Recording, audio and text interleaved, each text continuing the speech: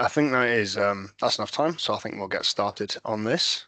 So, welcome to debunking net zero myths.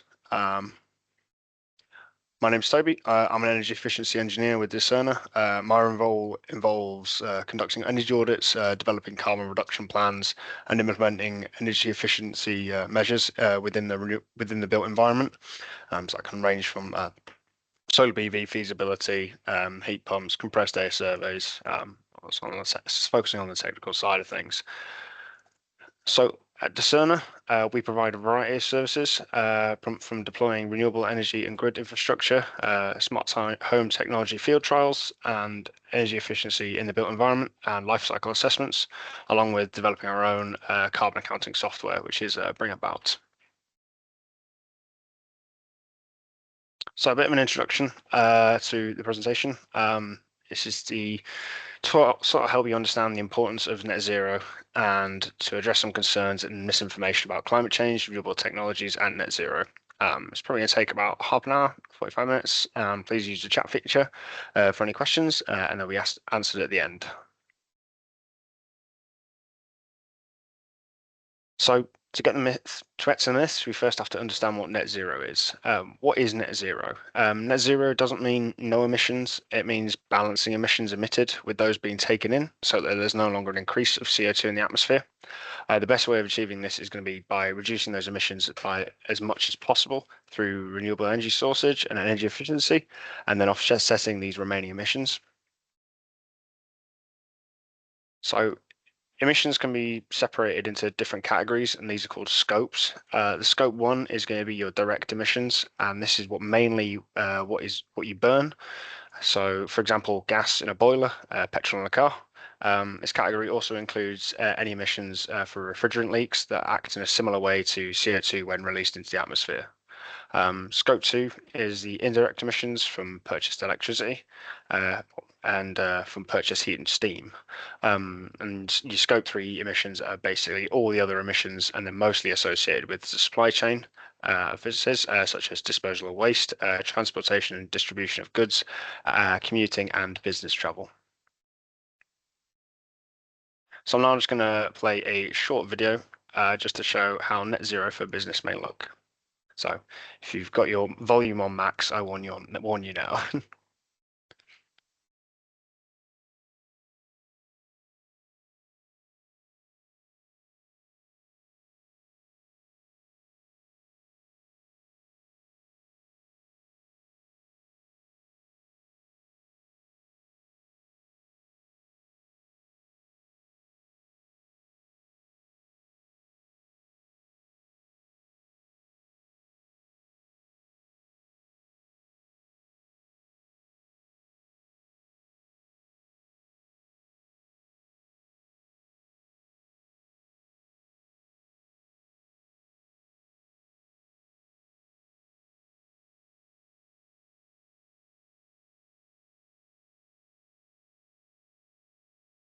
Hmm?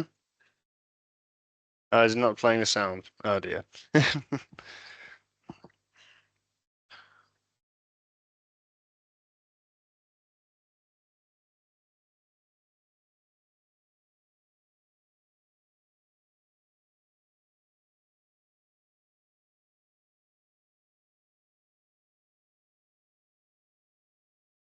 Okay, well, I understand the sound. It may not be working for that. Of course, there's got to be some sort of technical difficulties. Can't be free from that ever forever. So we can then move on then. So I'm just going to go through a couple of statements, and I'd like to have a sort of think whether you agree with them or not.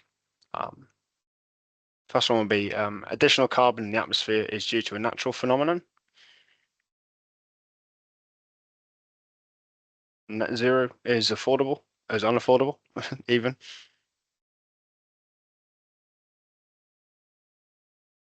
You can offset all your emissions.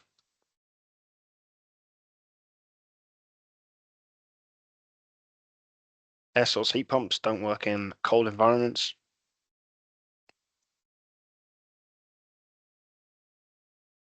A new favorite of mine is more CO2 is produced through making wind turbines than they avoid during their lifetime. So with those statements in your head, I'm going to do my best to try address these myths, and I'm going to start with climate change. Fossil fuel combustion and the clearing of virgin forests are believed to be the primary anthropogenic contributors, although the relative contribution of each is uncertain. This is a direct quote from a memo sent to Exxon executives in 1982 about the rise in CO2 in the atmosphere, and it was primarily caused by burning fossil fuels. So the climate is always changing. Yes, the climate is always changing. The Earth goes through periods of glacial and interglacial periods, and these last about 100,000 years. So there are small changes in temperature over many years, which you can see with the bottom graph until you get to the end of it, which shows a nice huge spike. What we're seeing now is not normal, really. So here's another graph. It's the graph of CO2 concentration in the atmosphere over the last 800,000 years. It fluctuates a little bit, going up and down every 100,000 years. And if we look at what has previously happened, it would be safe to assume that we might be at the top of another peak, maybe starting to plateau or decline in CO2 concentration. That is the last 50 years. A nice vertical dotted line up there. So something weird might be happening here, but it's let's gather our facts first. Don't want to make any informed decisions and decide anything in a rushed way. So all this carbon could just be from a natural process. We're going to have to do a bit of digging to find the source, pun intended. There's three kinds of carbon: carbon 12, which is found in plants, carbon 13, which is from volcanoes, and carbon 14, which is also found in plants, but it's radioactive, so it decays and becomes carbon 12 over time.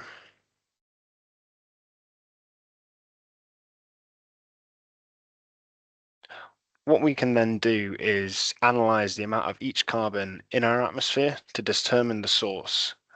So what's been happening is that the ratio of carbon 13 to carbon 12 has decreased, meaning that the source is rich in carbon 12, and the level of carbon 14 has also declined, meaning that the carbon in the atmosphere that has been released must be very old.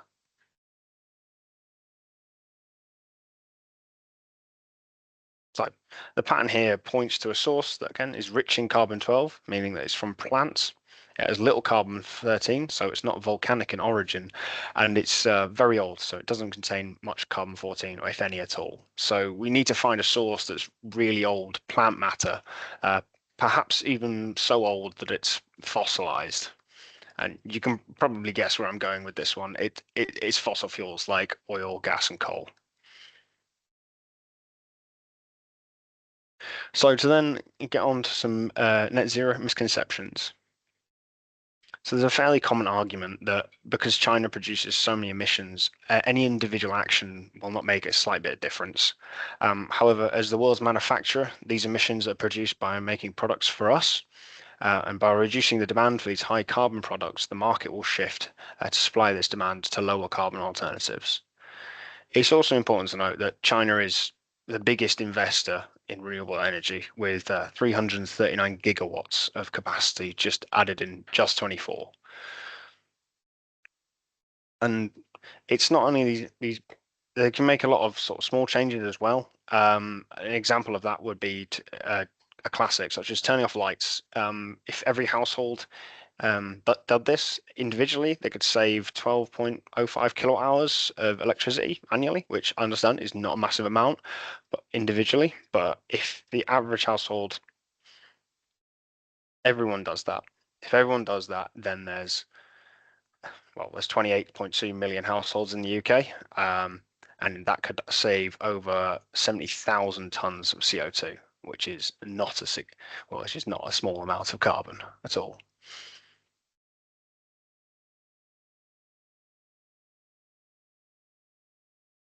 So, along with costs of implementing changes to limit climate change, it's important to consider the costs of letting it happen. This will include economic losses from food shortages, insurance increases due to more frequent natural disasters, and increased global instability as resources like water become more scarce.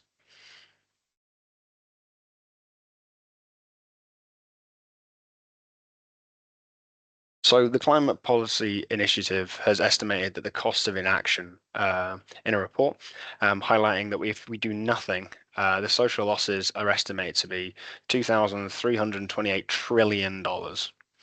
And reducing these losses is going to cost $266 trillion over 25 years, which both very big numbers. Here's another very big number. By investing that amount of money, we can reduce the losses due to inaction by $1,266 trillion, which is almost $5 saved for every dollar spent. So economically, it makes sense to invest in our future, as we literally can't afford it otherwise.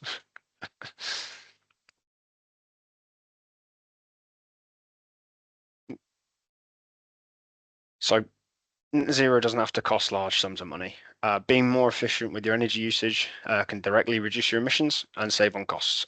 Most measures and improvements will pay for themselves in a few years, and sometimes it can be even less than that, like it is with roof insulation.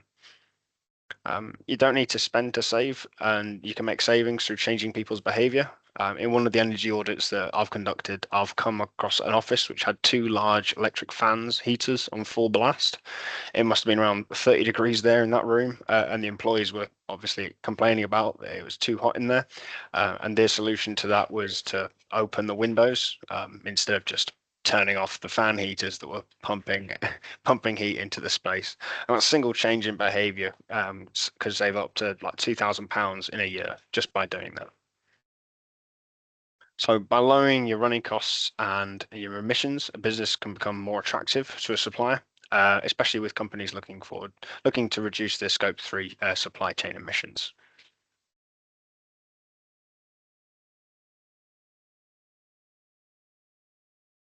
Again, net zero is impossible. Fossil fuels are in everything. We can't possibly stop using them. Yes, they are in everything. If we think about this for a little bit of time, it's probably in our best interest to conserve this finite resource by reducing our consumption and not just burning it, so we can save it for more essential things like medicines and fertilizers. Um, this can be hard at first. For example, price of solar in the 70s was over £75 per watt of power, and now it's less than 37 pence as more people have adopted it and technology improves. Another example would be asbestos. This was once in everything. It's a great material, it's cheap, it's fireproof, and it's a great insulator. Unfortunately, it gives the negative impact of giving you lung cancer. Over time, more and more countries have banned its use and made it, and cheaper and better alternatives have been made. And this is already happening with some products with bio-based oils, which are classed as carbon neutral. We in the past have moved away from other damaging substances for like leaded petrol and CFCs. It's completely feasible that we can do the same with fossil fuels.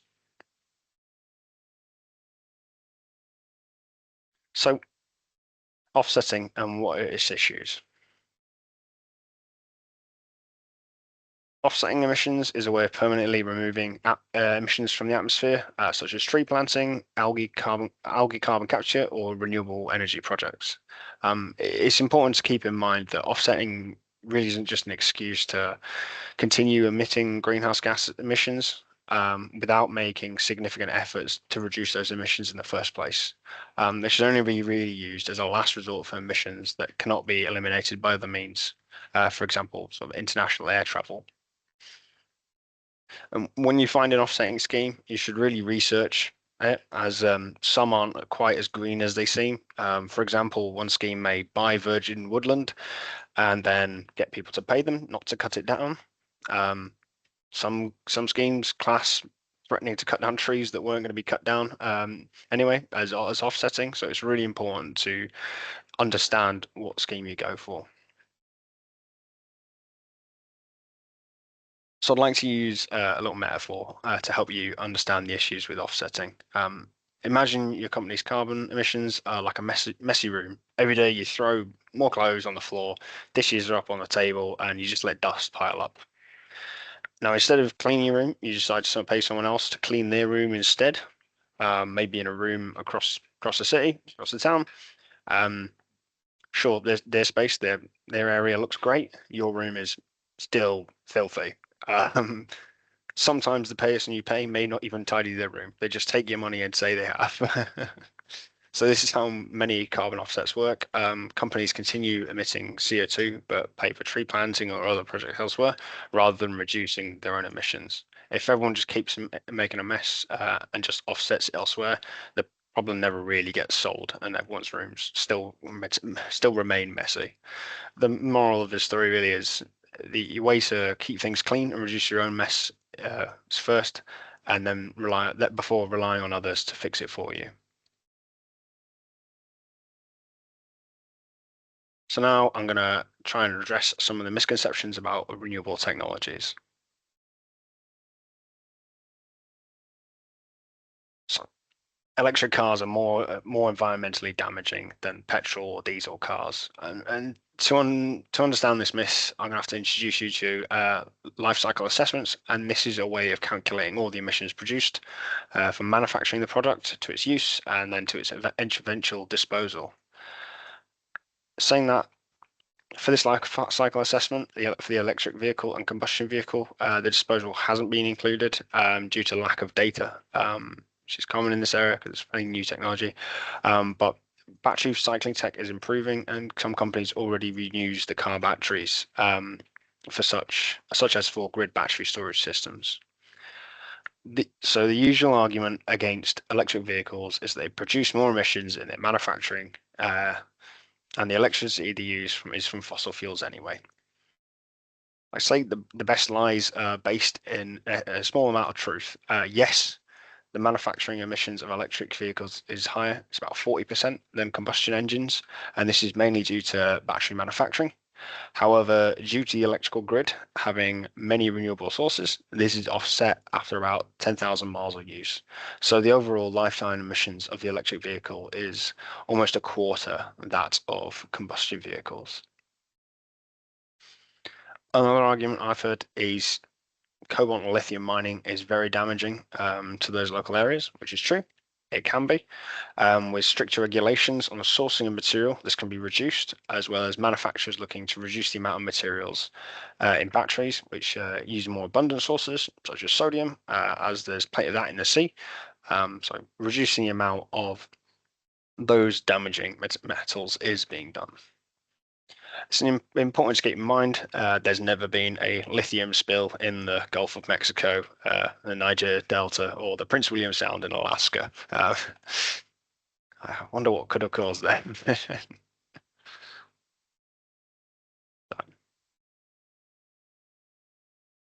So heat pumps are becoming a lot more common in the UK.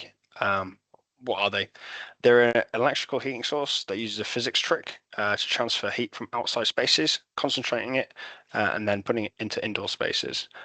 Without going into the technical details and the process, a heat pump kind of works like a fridge, but in the opposite direction. It allows them to be very efficient, between 300 and 400%, which is significantly more than gas boilers and electric resistance heaters could ever be. If you own your own building, you may be eligible for the boiler upgrade scheme. This can provide up to £7,500 to replace a gas heating system with an air source heat pump.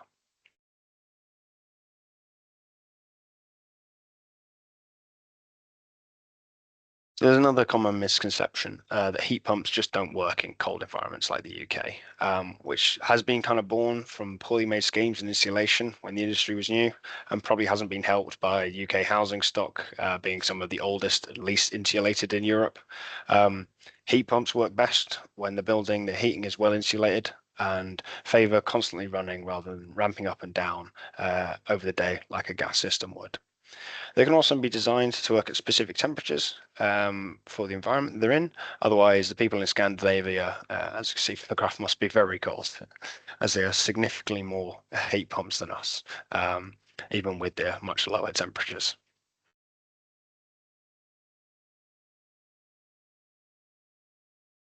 So, a more recent one that I've heard at least, it's been claimed that wind turbines produce more emissions than they save during their lifetime.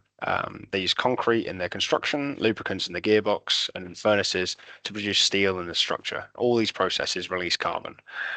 Much like the electric vehicles, many people have done life cycle assessments to calculate these emissions that are produced during the lifetime of the turbine. And we'll be able to go through a very simple one in this example. So I've used two 3 megawatt systems. Let's say they produce the same amount of electricity over the same lifespan. The wind turbine won't produce any emissions when it's generating.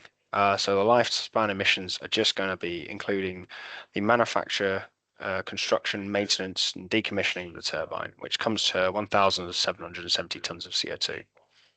The gas power plant will also have emissions from the manufacturing, construction, maintenance, and decommissioning.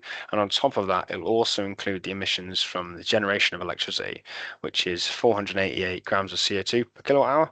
So over its 25-year lifespan, it will produce 73,200 tons of carbon. So in 6 months, the wind turbine will avoid all the emissions created during its life, leaving you with 24 years and 6 months of clean energy to enjoy.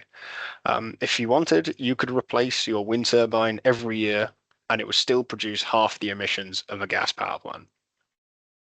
It's not bad, although I would not recommend replacing your turbine every year.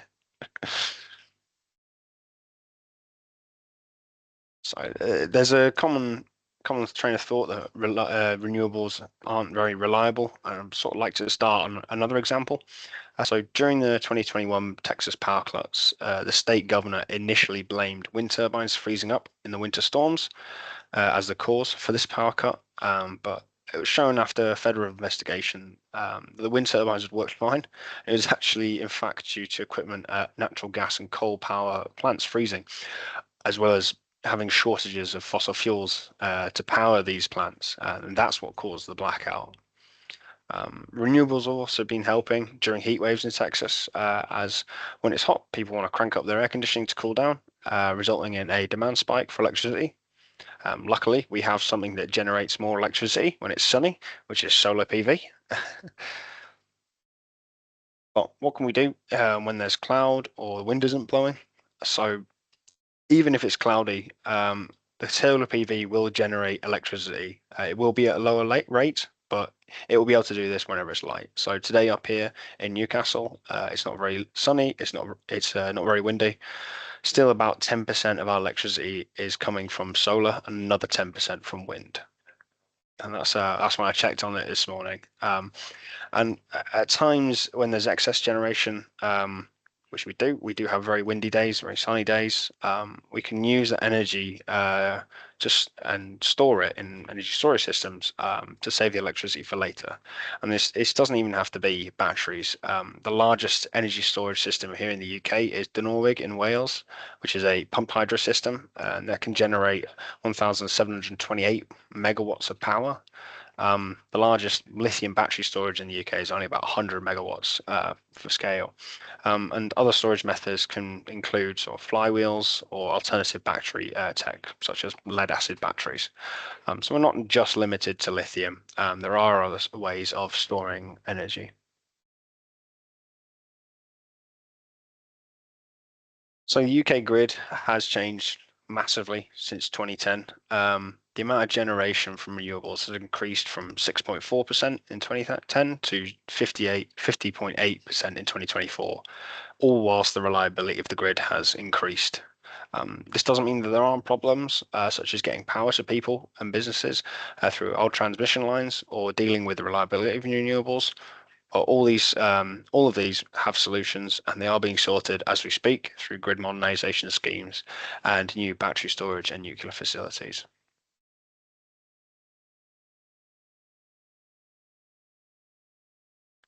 So I'd like to just show you a typical day for the UK grid. Here's the energy generation from this morning on this rather cloudy and still day. Nearly the same amount of electricity is being produced from renewables as it is being produced from gas, which is pretty good, even on a day like this. And again, well, as I'm a bit weird. I like to keep the tabs on this web page. I've seen many times when the generation from renewables has been above 70%, with fossil fuels only accounting for a couple percent of the generation in the UK. And this is set to continue with new renewable projects coming online, such as Dogger Bank C. This is a 1.2 gigawatt solar farm in the North Sea. So we are seeing progress to more renewables being included in our grid. So with all these renewables generating all this cheap, clean electricity, why are the prices so high? Green levies are sometimes blamed for this. They form part of the environmental and social obligation costs, part of your bill, and this accounts for about 25% the cost of electricity. Some of this money does go to subsidize large renewable projects like wind and solar farms. It also funds other initiatives such as home and business energy efficiency improvements and payments to households generating electricity. So it's not solely used for wind and solar, which and that amount is a very small percent. It's only around 8% of your bill is goes towards subsidies for solar and wind farms. So the biggest contributor to the cost of electricity is the wholesale cost at 29%. Each unit of electricity is made up of different sources, like solar, wind, and gas, and nuclear. And each of these sources costs different amount of money to produce, with offshore wind being the lowest and gas being the highest. So you'd think maybe the overall cost would just be a combination of these, such as an average cost. Alas, it is not. Our current pricing system is based on our grid from the 90s, where the energy source was mainly coal and gas. So the price of electricity is set to the most expensive source, which for our modern grid is gas. Even if a small percentage of the electricity generated is actually from gas, all the electricity will be charged at that higher amount, which negates the benefit of having cheap renewables. The problem with gas is it's a global commodity. Private companies will sell the gas they produce to the highest bidder, wherever that is, and that includes gas extracted in the UK, meaning that the price is set on the global market. And as we saw with the invasion of Ukraine, gas supply was limited, prices went up globally, and then so did everyone's bills. And this is really why electricity costs so much in the UK, is because of gas and a broken pricing system. Instead of basing the price solely off gas, we could just base it off how much has been generated by each source and its associated costs. This will reduce the wholesale cost of electricity by over a third, and this will increase further as more renewables are added for the grid. So now I'd like to give you the opportunity to ask any questions you have, and I'll try answer them best I can.